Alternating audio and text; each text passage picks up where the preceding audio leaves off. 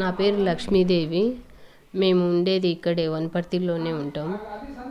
మా ఫ్యామిలీ వచ్చేసి నాకు ఒక పాప బాబు. మా హస్బెండ్ టీచర్గా స్కూల్ అసిస్టెంట్ టీచర్గా చేస్తున్నాడు. ఇప్పుడు చిట్యాలలో చేస్తున్నాడు.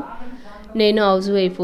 పత్రి సార్కు ఒకసారి ధన్యవాదాలు తెలియజేస్తూ, నేను హౌస్ వైఫ్గా ఉంటూ 2005లో 10th ఎగ్జామ్ రాసి జాబ్ తెచ్చుకోవాలని సమస్యలు మస్తు ఉన్నాయి మేడం, చెప్పుకుంటే తీరవుగా.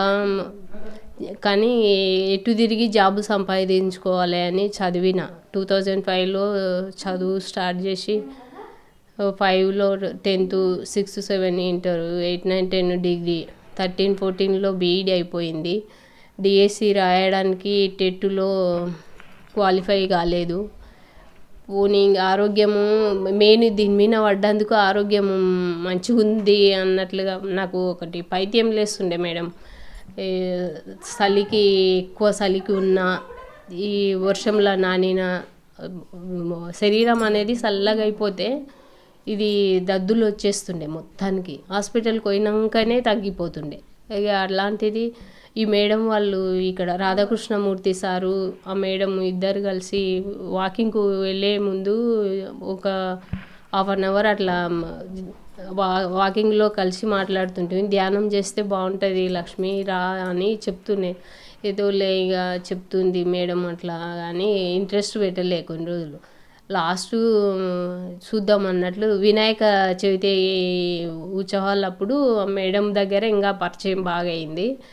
నిజంగా ఈ మేడం ఇంత యాక్టివ్గా ఉంటుంది ఏంది, ఒకరిని ఆదర్శంగా తీసుకోవాలి అనడంలో ఈ మేడంను చూసి, అరే ఇంత ఏజ్ అయింది ఈ మేడం ఇంత యాక్టివ్గా ఉంటుంది ఏంది దానికి మూలం, అరే ధ్యానం చేస్తారంట అయితే నేను పోవాలి అని ఇంకా అప్పుడు ఇంట్రెస్ట్ అనిపించింది. వచ్చిన ఫస్ట్ రోజు ఫిబ్రవరిలో స్టార్ట్ చేసిన మేడం నేను ధ్యానంకు. కూర్చున్నాక ఏమో అంత టైం ఎట్లా కూర్చోవాలబ్బా, గంట ఒక కదలకుండా అర్ధగంట అని అనుకున్నా. కూర్చున్నాక 1/2 అవర్ ఎలా గడిచిపోయిందో తెలియదు, అట్లా అయిపోయింది. కానీ మంచిగా అనిపించింది నాకు. ఆ ధ్యానంలో చేస్తూ ఉన్నప్పుడు రోజు మధ్యలో ఒక 3-4 months తర్వాత నాకు సేమ్ అట్లాగే అయింది.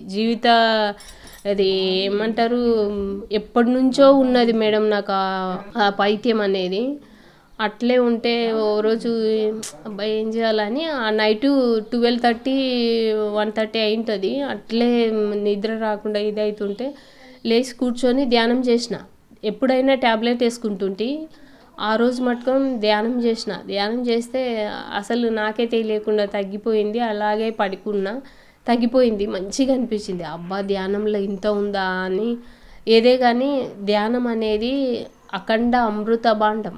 అది సేవిస్తే కానీ తీసుకుంటే కానీ ప్రతి ఒక్కటి అనుభవిస్తే కానీ తెలుస్తుంది అనేది నా అనుభవపూర్వకంగా చెప్తున్న. సమస్యలకు పరిష్కారం ధ్యానం ఒక్కటే మార్గం అని నేను నిజంగా నమ్ముతున్నాం మేడం.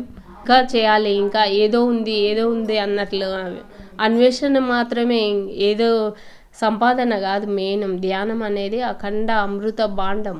అది ఏ రూపం, డబ్బు రూపంలో అని కాదు, అమృతం ఏదో ఒక రూపంలో మనకి చూయిస్తుంది. రాని కష్టాలలో ఉన్నప్పుడు ధ్యానంలో మునిగి ఉంటే మనకు పరిష్కార మార్గాలు తెలుస్తవి.